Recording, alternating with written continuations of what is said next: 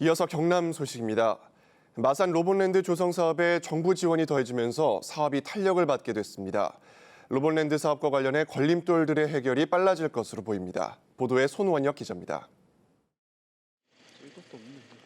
7천억 원을 투입해 로봇 산업 시설과 테마파크를 조성하는 로봇랜드 사업. 2018년 문을 열기로 했는데 접근성 개선은 어려운 문제였습니다. 이 같은 인프라 부족과 각종 규제 등으로 주춤한 사업을 현장 대기 프로젝트로 정해 정부가 나서 돕기로 했습니다. 5건의 현장 대기 프로젝트에 대해 해결책을 마련했습니다.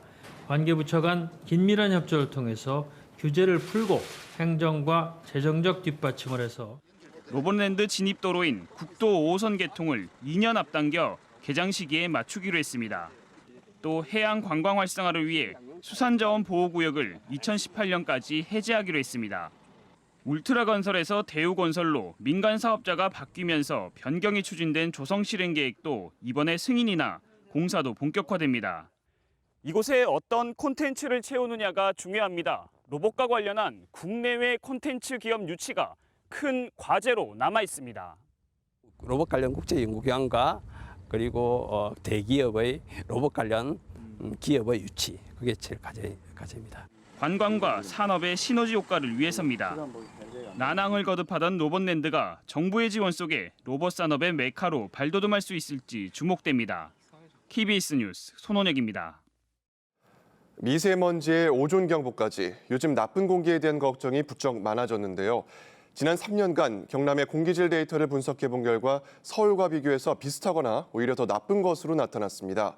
그 이유를 이대환 기자가 취재했습니다. 창원 국가산단 인근에 위치한 아파트 단지. 이곳 주민들은 만성적인 악취 등으로 고통을 받고 있다고 말합니다. 고무가 태양으로 나는 냄새 있잖아. 그런 냄새는 침이 소문이 나는 건 잘 안 보여. 악취의 근본 원인은 도장 작업이나 금속 세척 등 산업 현장에서 배출되는 휘발성 유기 화물, 이른바 VOC입니다. 장시간 노출이 되면은 발암률이 증가하는 것으로 이제 알려져 있죠. 저게 이제 유해한 그 작용을 해서 이제 기침이 난다든지 호흡 곤란이 온다든지. 경남의 VOC 배출량은 한 해 9만 2천여 톤, 전국 1, 2위를 다툽니다. 문제는 이 VOC가 차량 등에서 나오는 질소 산화물과 화학 반응을 일으켜 초미세먼지를 만들어내거나 태양광에 반응을 해 오존을 생성하는 등 2차 피해를 부른다는 점입니다. 실제로 지난 2014년 경남 지역 미세먼지 농도는 전국 평균보다 높아 서울과 대구, 울산보다 나빴습니다. 최근 3년 동안 진주와 양산의 미세먼지 나쁨 단계 일수도 서울보다 많았습니다. 오존 농도도 문제입니다. 지난 3년 동안 창원에서는 173차례나 오존주의보 발령 수치를 넘었던 것으로 확인됐습니다. 전국 80여 개 지자체 가운데 서울 다음으로 2위를 차지했고 발령 일수로 따지면 창원이 서울보다 10일 이상 많았습니다.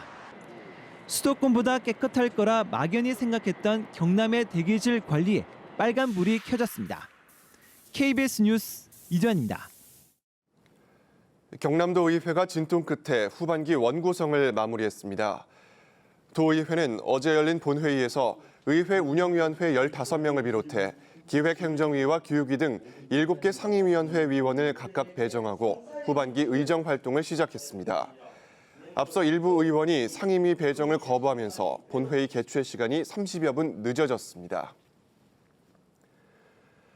요즘 우리 강에 베스 등 외래어종이 크게 늘고 있습니다. 무분별한 외래어종의 유입도 문제지만 토속물고기 서식지가 각종 개발 사업으로 황폐해진 탓도 큰데요. 산청군이 토속물고기 서식지 조성 사업을 하면서 이 토속물고기 개체 수가 늘고 있습니다. 보도에 배수영 기자입니다. 산청의 한 하천에 거대한 돌들이 놓이고 있습니다. 하천 정비 사업을 하면서 제거한 돌을 다시 되돌리는 토속의류 서식환경 조성 사업입니다. 사업을 한 지 8년째 현장을 점검해 보았습니다. 돌에 알을 낳는 꺽지와 예쁜 무늬를 몸에 두른 기름 종개 등 7, 8종류의 토속 물고기가 인공 서식지 주변에 잡혔습니다. 인공 서식지가 물고기에게 집처럼 편안한 공간 역할을 하고 있는 것입니다. 강의 직강 공사를 하면서 우리 물고기 집을 다 드러내버렸습니다. 그러다 보니까 물고기들 참 사라지고 산란질이 없어지는데 돌로서 이제 물고기 집을 만들어주면서 그 물고기들이 그 속에서 이제 산란도 하고. 현지 어부들은 어류 서식지 복원 사업 이후 어획량이 5배에서 10배 늘어났다고 증언하는 등 토속 어류가 빠른 속도로 우리 강으로 되돌아오고 있습니다.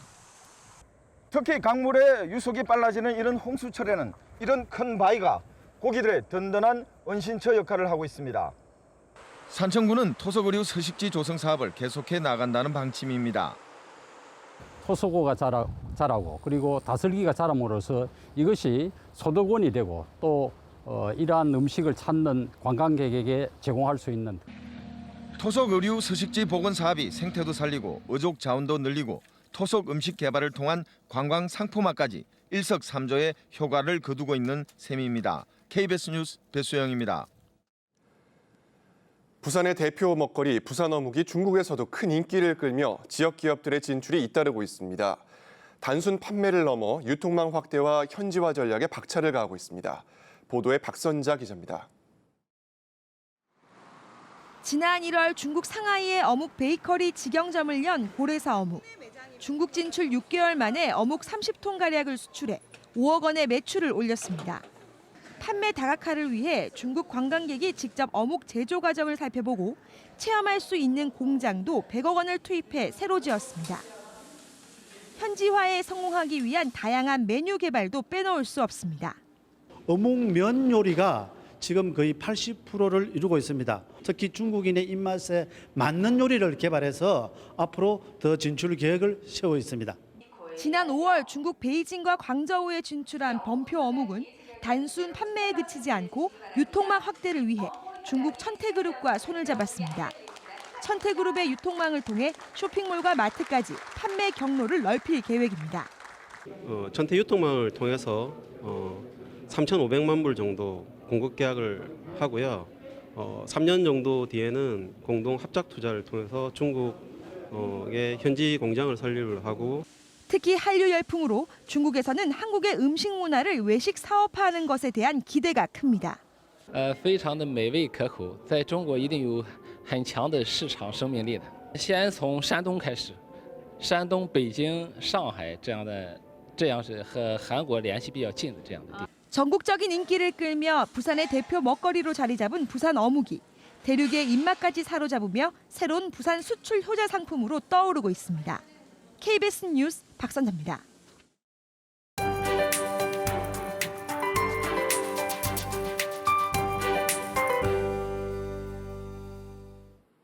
무더위가 절정을 가리키고 있습니다. 벌써 사흘째 내륙을 중심으로 폭염특보가 내려졌고요. 그 밖의 지역도 낮 기온 30도를 웃돌면서 고온 현상이 이어지겠습니다. 이번 주말 동안 우산 챙길 일은 없겠지만 더위 대비는 단단히 하셔야겠습니다. 한편 제1호 태풍 네파탁은 중국 남동부에 상륙한 모습이고요. 상하이 부근을 지나기 전에 열대 저압부로 약화될 가능성이 높습니다. 단 많은 양의 수증기를 몰고 오는 만큼 다음 주 월요일부터 수요일까지 비 예보가 들어와 있습니다. 특히 해안 지역을 중심으로 강한 비바람이 몰아치는 점 염두에 두셔야겠습니다. 오늘은 고기압의 가장자리에 들겠습니다. 모처럼 맑은 하늘이 드러나 있지만 곳곳에 안개가 자욱한 모습인데요. 교통 안전에 주의하셔야겠고요. 현재 밀양과 합천, 함안과 창녕, 함안에는 폭염주의보가 내려졌습니다. 폭염주의보는 33도 이상의 기온이 이틀 이상 지속될 때 내려집니다. 주말 내내 고온 현상은 계속 이어지겠고 밀양 33도, 김해 32도, 창원은 31도까지 오르겠습니다. 서부 지역도 종일 후텁지근하겠습니다. 진주가 21도를 가리키는 가운데 낮 기온은 합천 33도, 산청과 사천 31도 안팎으로 예상됩니다. 또 자외선 지수는 매우 높은 수준까지 오르겠습니다. 바다의 물결은 0.5에서 최고 2.5m로 일겠습니다. 또 남해상을 중심으론 돌풍을 동반한 천둥, 번개가 치는 곳이 있겠습니다. 기상정보였습니다.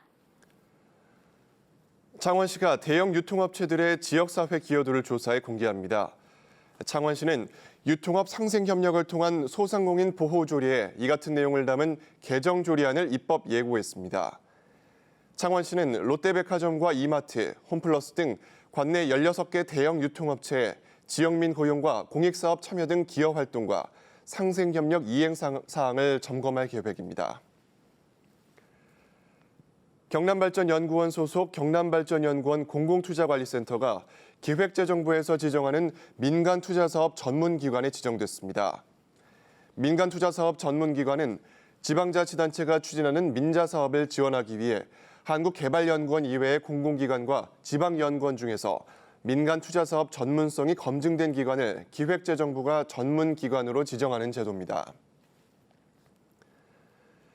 경남교육청이 2016년도 정부의 추경 예산안에 누리과정 예산을 편성해 줄 것을 국회와 정부에 요청했습니다.